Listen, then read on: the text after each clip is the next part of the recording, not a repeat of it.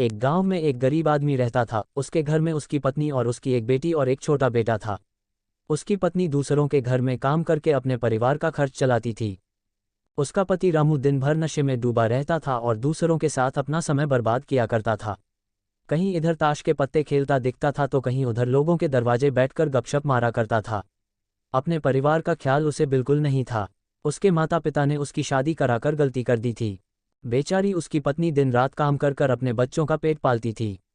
यदि उसकी पत्नी एक भी दिन काम पर न जाए तो उसके बच्चे भूखे रह जाते थे। इसीलिए उसकी पत्नी हर दिन दूसरों के वहां काम करने जाया करती थी। लेकिन रामू को इन सब बातों से कोई फर्क नहीं पड़ता था। उसे बस अपना समय बर्बाद करके हंसी मजाक और पत्ते खेलने में बहुत मजा आता था। शाम को शराब पीकर घर आकर जोर जोर से अपनी पत्नी को चिल्लाता था। कई बार उसने अपनी पत्नी को मारा भी, लेकिन अब उसकी पत्नी करे भी तो क्या, वह तो अपने बच्चों को छोड़कर नहीं जा सकती थी। रामू को जो कोई भी समझाता था कि रामू कुछ काम धंधा कर पैसे कमाया करो, अपने परिवार का खर्च तो उठाओ, 2 बच्चे हैं, तुम्हारी पत्नी है, उनकी देखभाल करो, ऐसे अपना समय क्यों बर्बाद करते हो। रामू उसके ऊपर बिगड़ जाता था और कहता, तुम्हें इससे क्या लेना देना, मैं कुछ भी करूं, यह मेरा जीवन है, मैं तुम्हारे घर में खाता हूं क्या। इसके कारण कोई भी गांव का सदस्य उससे इस बारे में बात ही नहीं करता था। वह सुबह खाकर निकल जाता था और रात में शराब पीकर आता और अपनी बीवी के ऊपर गुस्सा उतरता था। ऐसा ही कुछ दिनों तक चलता रहा। कुछ दिनों बाद संसार में एक ऐसी बीमारी ने जन्म लिया जो मानव जाति के लिए अत्यधिक खतरनाक थी। चारों तरफ उस बीमारी का कहर था।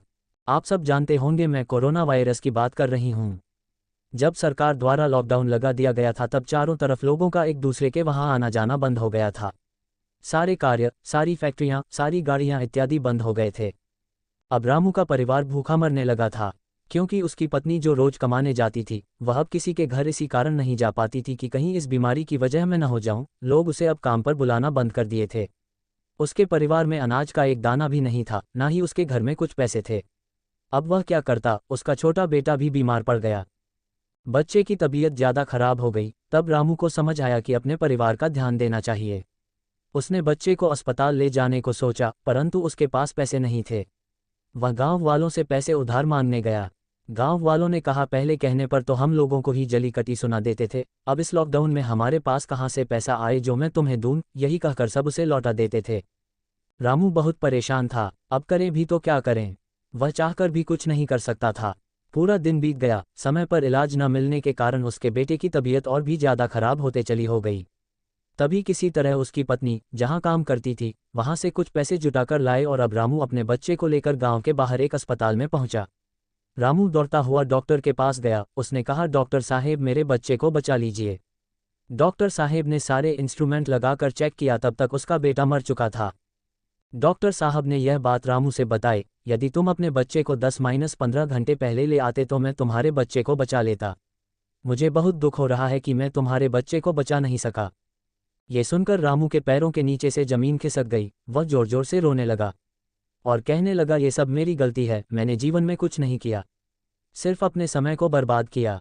यदि आज मेरे पास पैसे होते तो मैं अपने बेटे को हॉस्पिटल जल्दी ला पाता और मेरा बेटा बच जाता। मैंने अपने जीवन में समय को बहुत बर्बाद किया है, परंतु आज बेटे को खोने के बाद मुझे समय की अहमियत पता चल गई है। तो दोस्तों, हमें इस कहानी से यह सीख मिलती है कि हमें अपने समय को बर्बाद नहीं बल्कि उसका सदुपयोग करना चाहिए, तभी हमें जीवन में सफलता मिल सकती है। इस कहानी में अगर रामू पहले से कोई काम करता होता तो उसके पास पैसे होते और समय पर अपने बेटे का इलाज करा